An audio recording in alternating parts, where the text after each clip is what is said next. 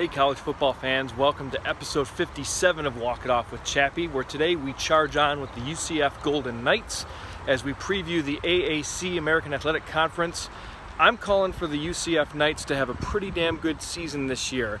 And just how good? Well, keep watching the video here. So we start with Gus Malzahn. He had a really good first year.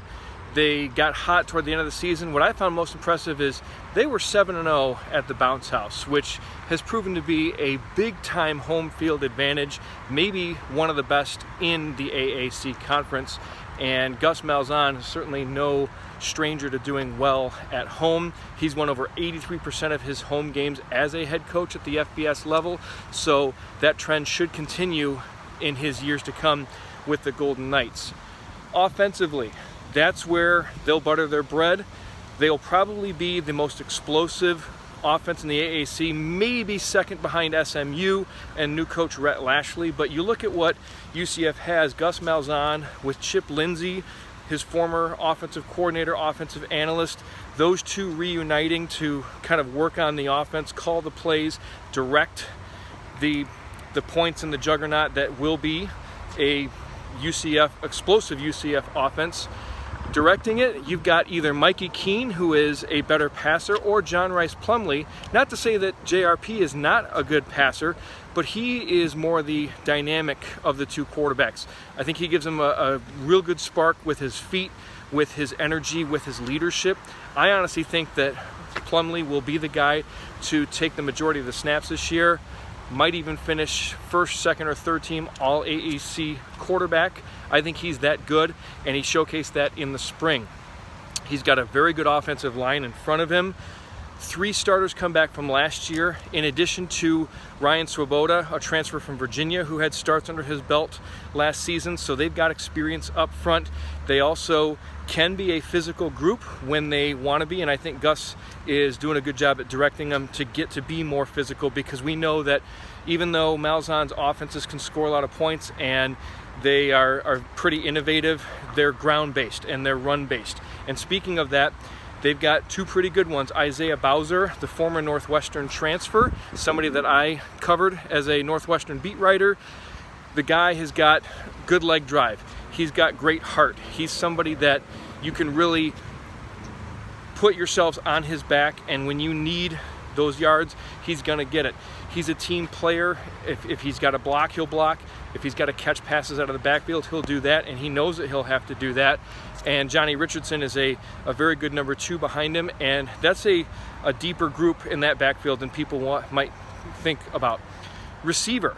I think that this is one of the better groups in the AAC, even though they lost Jalen Robinson, which that was a little bit of a blow, but they do bring back Ryan O'Keefe, who was their leading receiver from a year ago. He was the MVP of the Gasparilla Bowl. He's good not only at catching passes, but he's good in space. He's good on those fly sweeps. Also a very good special teams return artist. They also have guys like Amari Johnson. They get Kobe Hudson transferring in from Auburn. There's a true freshman, Jaden Griffin, who looks pretty good and should contribute this season. They also have Florida transfer Kamar Gamble at tight end, a bigger-bodied tight end, pretty good weapon in the red zone, also good at finding the sticks and moving the chains. But don't forget about Alec Holler, number 82.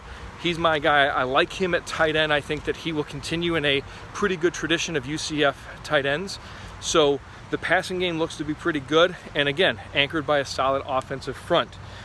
On the defensive side, I like Travis Williams emerging as a D coordinator, but I also like his assistant or co-D coordinator, David Gibbs. He did some good things as the DC at Minnesota, at Houston. He also worked at Texas Tech, so he's familiar with calling defenses for Power 5 schools, but I think he's equally as good, maybe even a little bit brighter and a little bit edgier when it comes to having an advantage in the group of 5. So those two running this, there's a lot of guys that come back on defense. By the way, UCF returned 69% of their production from last year, and that number was actually higher before a couple guys transferred out during the winter months. But you look up front, pretty good front 6 because they play a 4-2-5 defense.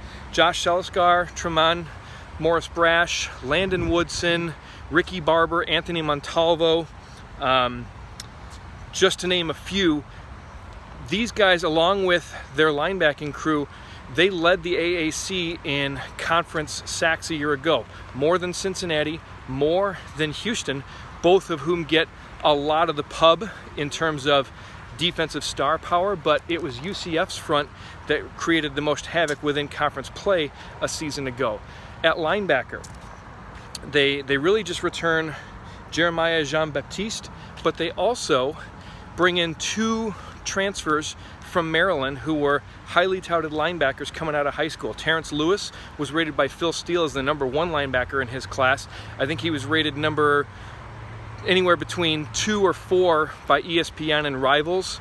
A good scraping linebacker, physical player, but also very athletic. And then Brandon Jennings, who actually did play last year at Maryland, logged 23 tackles, good at stopping the run and good at finding the ball. So those guys could work together to have a healthy rotation of just 2 on the field at a time. But really where UCF is going to be most well known for on defense this year is in their secondary. I know Phil Steele is really high on them. I think he has them ranked as his number 6 or 7 national secondary.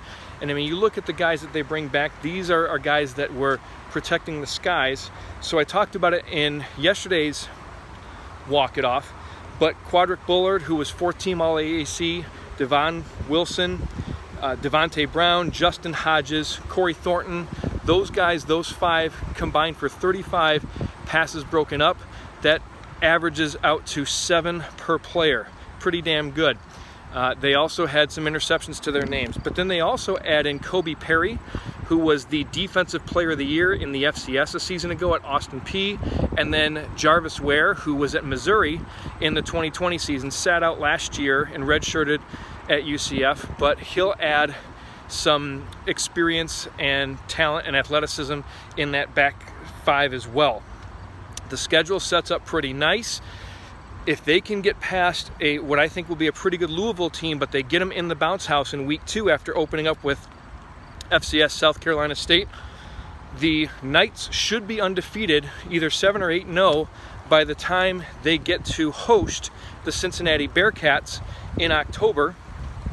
And I think both those teams will be ranked at that point, or if UCF is not ranked with an undefeated record at that point, after beating a Louisville team, which I think should be pretty good, they'll at least be just on the edge of the top 25. And I think that they beat Cincinnati at home. They're 3-2, or I'm sorry, they're 2-3 in the last 5 meetings with Cincinnati, but 2 of those 3 losses were by just 3 points. So this is a team that is prepped and well manicured to handle big games. I see them going 11-1. Their only loss coming the week after their homecoming victory over the Cincinnati Bearcats. I think they lose out at Memphis, even though they're 4-1 in the last 5 against the Memphis Tigers, and they've really owned that series. I think they've won 12 of the last 14 games.